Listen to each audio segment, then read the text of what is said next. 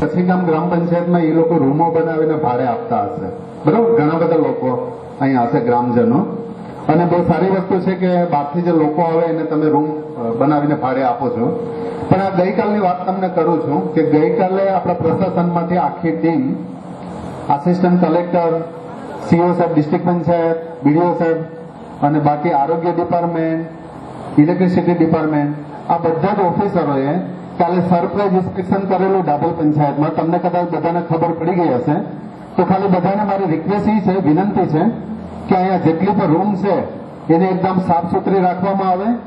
જેટલા પણ લોકોને તમે ભાડે આપેલી છે એને બેઝિક જે ફેસિલિટી મળવી જોઈએ ભાડુઆતને, એ બેઝિક ફેસિલિટી આપવામાં આવે. બાકી એક્શન શું થયા છે એ તો તમને કહું કે રૂમોનું લાઇટ કનેક્શન કાપવામાં નથી આવેલું.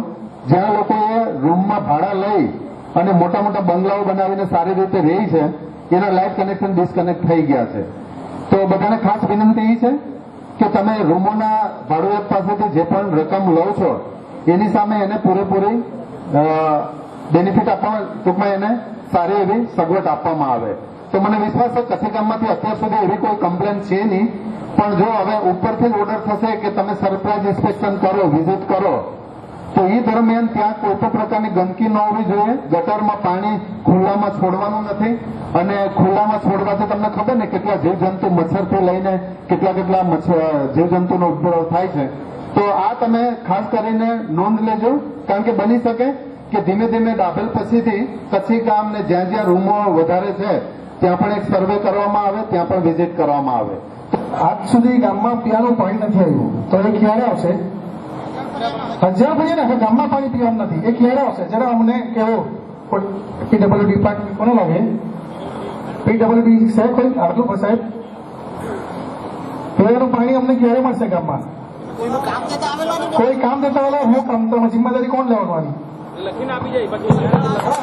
કોણ લેશે જિમ્મેદારી તમારામાંથી? પાણી ગામમાં કોણ આપશે અમને પીવાનું? પીડબ્લ્યુડી માંથી કોઈ નથી આવેલો, એમને વારંવાર ફોન કરવા રજૂઆત કરેલી સર, હજુ સુધી પીવાનું પાણી નથી આવ્યું.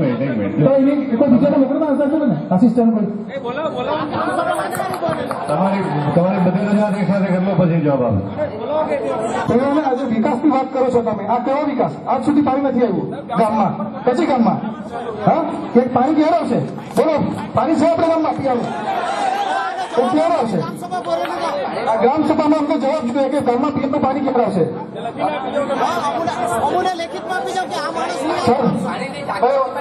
એટલે તમારી રજૂઆત જેમ તમે અહીંયા રજૂઆત કરો છો એવી રીતના બધી જ ગ્રામ પંચાયતમાં, ગ્રામ સભામાં પીડબ્લ્યુડી વોટર સપ્લાય ડિપાર્ટમેન્ટના જે જવાબદાર ઓફિસર હોવા જોઈએ એ બધી ગ્રામ સભામાં આવતા નથી. કેમ? હવે હા, એ પણ હું તમને કહું છું.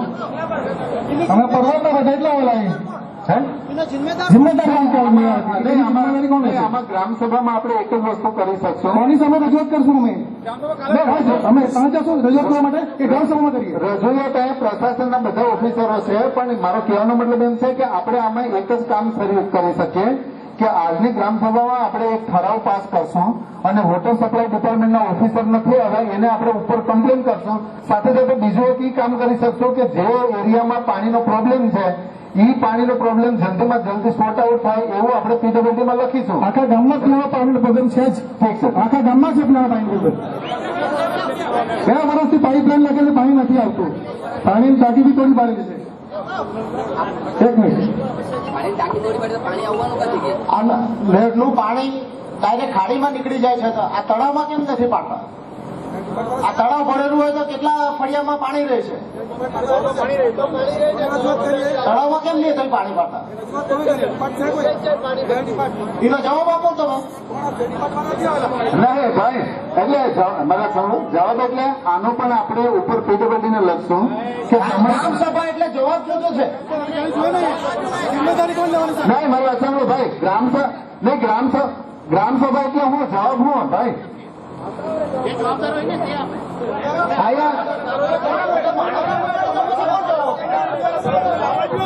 અધિકારી નથી આવે તો શું કરવા માટે મિટિંગ કર્યા પછી?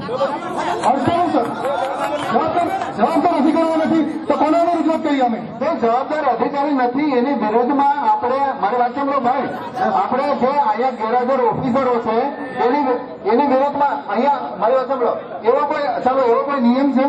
કે અહીંયા કોઈ ઓફિસર ગેરહાજર હોય હે એવો કોઈ નિયમ છે તમારી પાસે ગ્રામસભાનો મતલબ શું છે કે જે એકદમ ગ્રાસરૂટ ઉપર કઈ પણ સમસ્યા છે એને ઉપર લેવલ પર આપણે પહોંચાડવાની છે. તમે એમ ઈચ્છો કે અહીંયા ઓફિસર નથી તો એની સામે એક્શન લઈને આપણે પહોંચાડવાના. બરાબર, ગ્રામસભા જો એક વસ્તુ તમને બતાવવાનો કે ગ્રામસભાના પ્રમુખ જે છે ને એ સરપંચ છે, સમજી ગયા?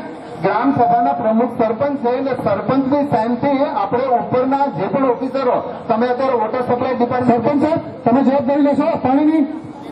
સરપંચ સાહેબ તમે લખી આપો કે ગામમાં પાણી આવશે પીવાનું, તમે લખી આપશો? કેમ કે જવાબદાર અધિકારી કોઈ આનો નથી. અમે કોને અમે રજૂઆત કરવાના? સરપંચ સાહેબ તમે લખી આપો. ભાઈ સરપંચ અમારી વાત સાંભળો, તમારી રજૂઆત બધી સારી છે. સરપંચ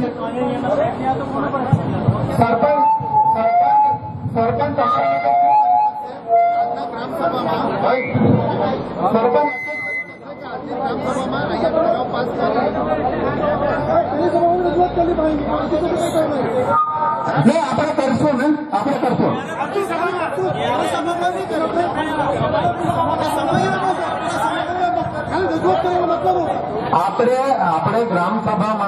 આપણે ગ્રામસભામાં રિઝોલ્યુશન પાસ કરી અને આપણે મોકલાવશું. ભાઈ જનમંચ સત્યનો અવાજ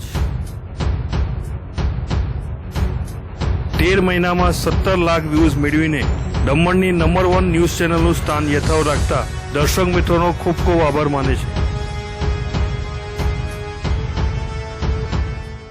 અમારા સમાચારો તમને પસંદ આવ્યા હોય અને સંતોષકારક જણાય તો અમારી ચેનલને સબસ્ક્રાઇબ કરો, સાથે સાથે લાઇક અને શેર પણ કરો. જનમંચ ન્યૂઝ ચેનલ તથા રાષ્ટ્રીય અને સ્થાનિક ગુજરાતી, હિન્દી, અંગ્રેજી અખબારોમાં જાહેરાતો આપવા માટે સંપર્ક કરો નીરવ ભટ્ટ, મોબાઈલ નંબર 9228105414. ઓફિસનું સરનામું shop number 2, Benazir chamber, Kharivad main road, PWD પાણીની ટાંકીની સામે, નાની દમણ, દમણ.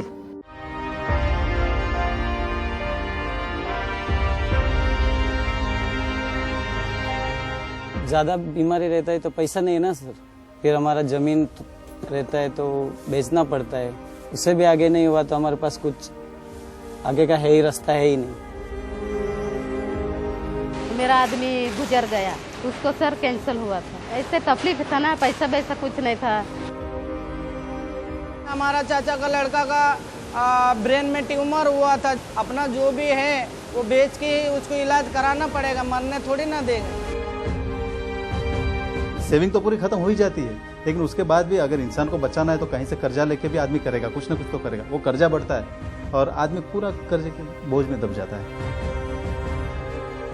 ऐसे करोड़ों परिवार हैं जहां आर्थिक कमी के कारण स्वास्थ्य सुरक्षा एक बड़ी समस्या है, एक बड़ा बोझ है. लेकिन अब नहीं, भारत सरकार ने ऐसे करोड़ों परिवारों को खुशियां लौटा दी हैं. माननीय प्रधानमंत्री द्वारा शुरू की गई है आयुष्मान भारत प्रधानमंत्री जन आरोग्य योजना, जो विश्व की सबसे बड़ी स्वास्थ्य सुरक्षा योजना है.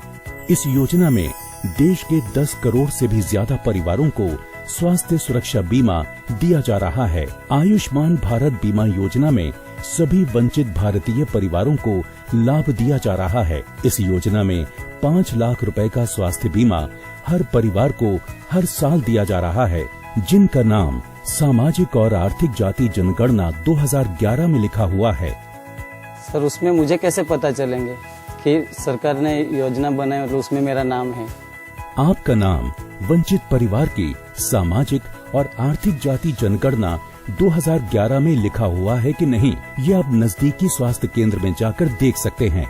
આયુષ્માન ભારત યોજના અંતર્ગત જે લોકોનો જે લાભાર્થીઓને આ યોજનાનો લાભ મળે છે એ સિવાય પણ જેની આવક મર્યાદા 1 લાખ કરતાં વધુ છે એવા સંઘ પ્રદેશના નાગરિકો માટે પણ આ યોજનામાં લાભ લઈ શકાશે.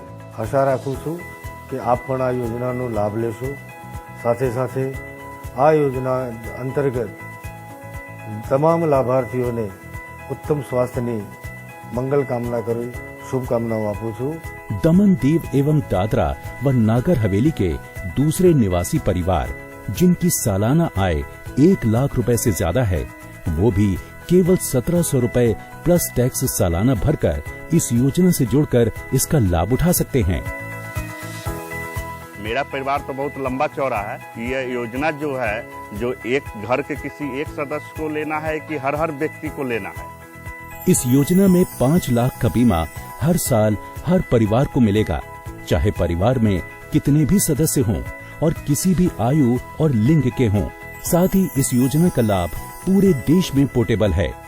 आप योजना की सूची में लिखे किसी भी सरकारी या प्राइवेट अस्पताल में अपना इलाज करवा सकते हैं। आयुष्मान भारत बीमा योजना की सूची में दिए गए हॉस्पिटल्स की संख्या भी तेजी से बढ़ रही है।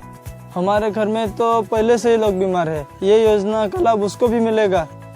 बिल्कुल, अगर परिवार के किसी सदस्य को पहले से भी कोई बीमारी हो, तब भी पहले दिन से उसकी बीमारी पर बीमा लागू होगा। साथ ही आपको स्वास्थ्य की सभी सेवाएं कैशलेस दी जाएंगी, यानी आपको कोई पैसा नहीं देना होगा। इलाज के बाद अस्पताल का बिल सीधा बीमा कंपनी भरेगी। अस्पताल में भर्ती होने से पहले और अस्पताल छोड़ने के बाद के इलाज पर होने वाले खर्च भी बीमा में शामिल होंगे। प्रधानमंत्री नरेंद्र मोदीજી સાહેબ તેમજ પ્રશાસક પ્રફુલભાઈ પટેલજીએ આ યોજના જે અમારા ગામડામાં આવી, જેમનેથી અમે સારી રીતે ઇલાજ કરી શકીએ છીએ બીમારીઓનો, તેથી એમનો ધન્યવાદ મેં હાથ જોડીને એમને આભાર વ્યક્ત કરીએ છીએ। हर देशवासी आयुष्मान भारत प्रधानमंत्री जन आरोग्य योजना से जुड़े, क्योंकि स्वास्थ्य की सुरक्षा आपके और आपके अपनों की है और साथ भारत सरकार का है। आयुष्मान भारत प्रधानमंत्री जन आरोग्य योजना का लाभ लेने के लिए 24 सितंबर को नजदीकी स्वास्थ्य केंद्र में पंजीकरण कराएं। अधिक जानकारी के लिए टोल फ्री नंबर 104 पर संपर्क करें।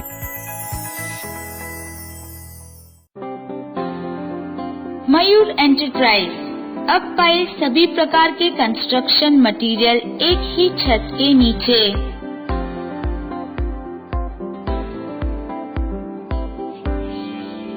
यहाँ आपको मिलेगा अलग अलग ब्रांड के प्लम्बिंग और sanitary items.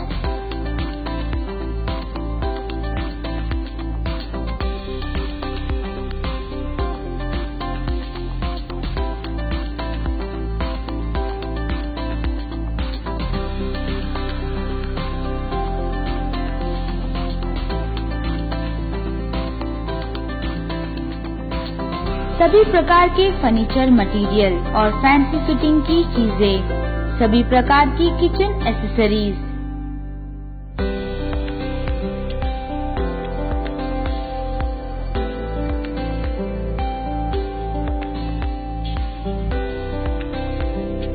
Electrical items, general hardware की चीजें और एशियन नैरोलिक पेंट्स।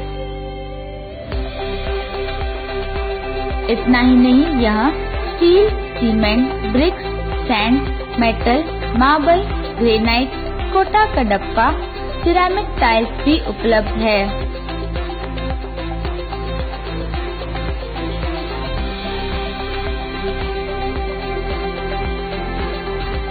हमारा पता है मयूर एंटरप्राइजेस, शॉप नंबर 1 से 5, बामन पूजा मेन रोड, भामटी, मोती दमन, दमन। हमारा ईमेल आईडी है mayur.mahesh@rediffmail.com। हमें संपर्क करने के लिए या अधिक जानकारी के लिए कॉल करें महेश भाई N Patel 9825342925, Mayur I Patel 9924988877।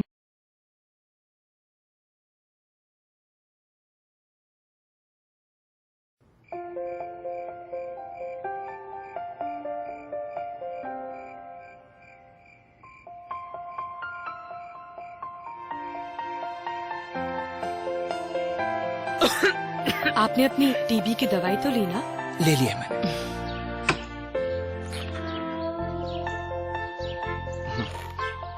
एक मिनट में। क्या हुआ? ठीक। बेटा, तूने अपनी जांच करवाई? हाँ माँ, टीबी निकली, लेकिन डॉट्स का इलाज शुरू कर दिया है।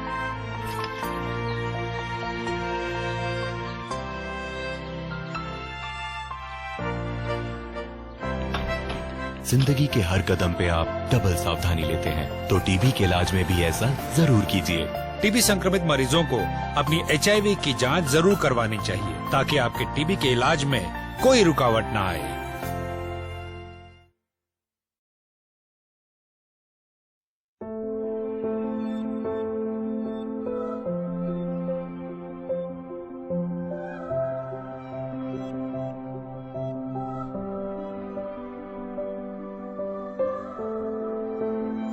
સંઘ પ્રદેશ દમણ દીવ પ્રશાસનના આરોગ્ય વિભાગના અંતર્ગત આવતા રાષ્ટ્રીય વેક્ટરજનિત રોગ નિયંત્રણ કાર્યક્રમ લોકોને અપીલ કરે છે કે ડેન્ગ્યુ અને મલેરિયા રોગનો ફેલાવો અટકાવવા ઘરની આસપાસ સાફ સફાઈ રાખવી, પાણીનો જમાવડો કરવો નહીં, કુલર, ફ્રીજની ટ્રે, ફૂલદાનીની ટ્રે, સિમેન્ટની ખુલ્લી ટાંકીઓ, કોઠી, પીપ, માટલું વગેરેને દર 3 દિવસે ખાલી કરી તદ્દન સૂકું કરી નવું પાણી ભરવું, બીમારીના લક્ષણો જણાય તો તાત્કાલિક આરોગ્ય કેન્દ્રમાં સારવાર લેવી। વધુ જાણકારી માટે ટોલ ફ્રી નંબર 104 પર સંપર્ક કરો। સાંભળો છો, દમણ શહેરમાં